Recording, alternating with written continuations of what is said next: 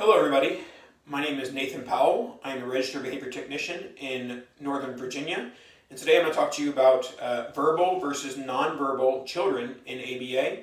Obviously verbal and nonverbal children with autism using ABA. So just to give you a bit of my background, my background, I started in special education as a special education teacher for 3 years at a special education charter school. And the class that I taught was a high behavior, low functioning 10 to 18-year-old class. So my introduction into ABA was more so, on the lower functioning side, the nonverbal side. So I definitely worked a lot with trying to give nonverbal children the tools that they need to communicate that some verbal children do, whether it's in ABA or outside of it with autism. So I do have some experience with nonverbal children, and then when I moved to the field of being a registered behavior technician from being a teacher, then I actually work with mostly verbal children. So I've used a lot of the skills that I learned / used as a teacher, and have moved that from nonverbal children to verbal children.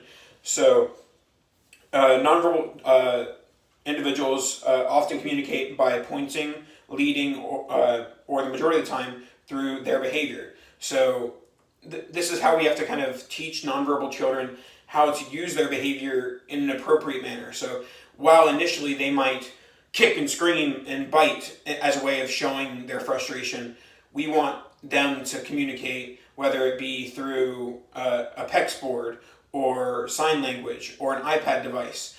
They can use any of those things to show that they're frustrated or that they need a break. And so we're trying to give them the tool of communication that they don't have verbally, but through other avenues such as a PEX board, sign language, or an iPad device. Now, for verbal children, we're more about shaping their communication. We are, they might say ball, and we might shape that to I want the ball, or can you give me the ball? And so we are taking, while they might have more limited language skills, they are verbal and they can talk. So we give them the tools they need. Two forms of communication assessments are the VB-MAP.